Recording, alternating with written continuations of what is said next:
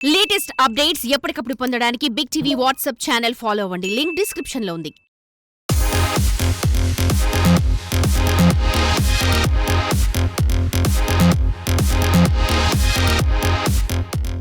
నీ అవ్వ తగ్గేదేలే అంటూ వచ్చి రాగానే సినీ బాక్సాఫీస్ పై దండయాత్ర మొదలుపెట్టాడు మన పుష్పరాజ్. నేను కొల్లగొట్టడం మొదలు పెడితే నాకన్నా బాగా ఎవ్వడూ కొల్లగొట్టలేడు అంటూ థియేటర్స్లలో కలెక్షన్ల వరద పారిస్తున్నాడు మన ఐకన్ స్టార్. మరి ఆడియన్స్ ని ఈ రేంజ్ లో ఆకట్టుకున్న పుష్ప 2 కథేంటో ఒక్కసారి చూద్దాం.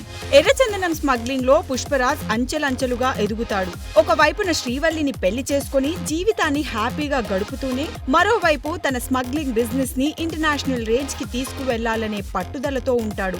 అయితే తన ఇంటి పేరు విషయంలోనే అసంతృప్తి మాత్రం అతన్ని ఎప్పుడూ వెంటాడుతూనే ఉంటుంది.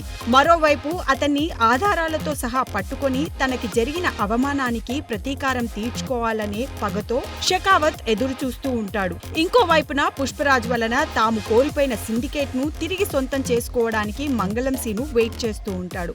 ఆ మాటకొస్తే సుకుమార్ కూడా కథపై పెద్దగా వర్కౌట్ చేసినట్టు కనిపించదు. కానీ ఇక్కడ సుక్కు నమ్ముకుంది కథ కంటే పుష్ప అనే క్యారెక్టర్ ను అని కొన్ని సీన్లలోనే తెలిసిపోతుంది.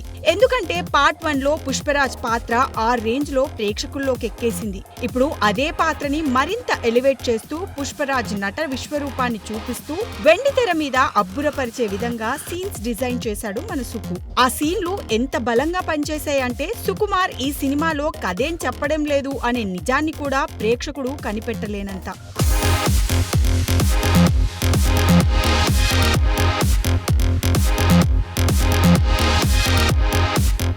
అయితే హీరోకి తన పుట్టుక విషయంలో అసంతృప్తి, తన భార్య ముచ్చట తీర్చడం కోసం అతను రాజకీయాలనే శాసించే పరిస్థితి, మరోవైపున షెకావత్ నుంచి తప్పించుకుంటూ తన సిండికేట్ ను నడపడానికి చేసే పోరాటం, ఇంకోవైపు మంగళం సీను ఎత్తుగడలను కనిపెడుతూ ఉండడం, ఇలా ఇన్ని ఆపదల నుంచి హీరో ఎలా బయటపడతాడు, తాను అనుకున్నది ఎలా సాధిస్తాడు అనే ఒక ఉత్కంఠభరిత పరిస్థితుల మధ్య ఆయన తన కథనాన్ని పరుగులు పెట్టించిన విధానం ఇంట్రెస్టింగ్ గా అనిపిస్తుంది. ఇక పుష్పరాజ్ పాత్రలో అల్లు అర్జున్ తన పాత్రలో పూర్తిగా ఇమిడిపోయాడనే చెప్పాలి. యాక్షన్, ఎమోషనల్ సీన్స్ లో పిచ్చెక్కిస్తాడు. ముఖ్యంగా జాతరలో ఒకేసారి చూపించిన యాక్షన్, ఎమోషన్, మాతంగి అమ్మవారి లుక్ లో వేసిన డాన్స్ నా భూతో నా భవిష్యత్ అన్నట్టుగా ఉంది. భార్య పాత్రలో శ్రీవల్లి నటన కూడా ప్రేక్షకులను ఆకట్టుకుంటుంది. ఎప్పటికప్పుడు పుష్పరాజ్ ను దెబ్బ కొట్టబోయి తానే భంగపడే షెకావత్ పాత్రలో ఫహాద్ నటన మూవీకే హైలైట్. అయితే ఫహాద్ పాత్రకి సడన్ గా ముగింపు ఇచ్చారా అనిపిస్తుంది. జగపతి బాబు, రావు రమేష్, ఆడుకాలం నరేన్ పాత్రలకు అంతగా ప్రాధాన్యతను ఇవ్వలేదు. సునీల్, అనసూయ పాత్రలు కూడా ఈ పాటలో నామమాత్రంగానే కనిపిస్తాయంతే. ఇక మిరోస్లా క్యూబా బ్రోజే కెమెరా పనితనం ఈ సినిమాకి ప్రధానమైన హైలైట్ అనే చెప్పాలి. ఫారెస్ట్ బ్యాక్ డ్రాప్ లో నైట్ ఎఫెక్ట్ లో వచ్చే యాక్షన్ సీన్స్, సాంగ్స్ పిక్చరైజేషన్ అద్భుతం. శ్రీకాంత్ విస్సా సంభాషణలు కూడా మంచి మార్కులే కొట్టేశాయి. Peter Hein, Dragon Prakash compose చేసిన ఫైట్స్ అయితే థియేటర్లలో దుమ్ము రేపుతాయి.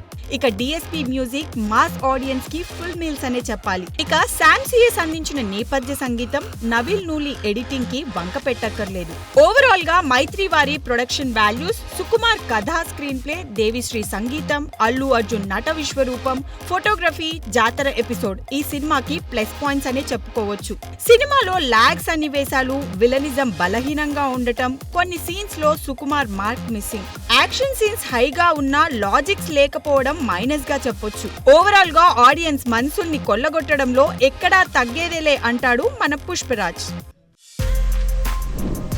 For more videos like this, subscribe Big TV channel.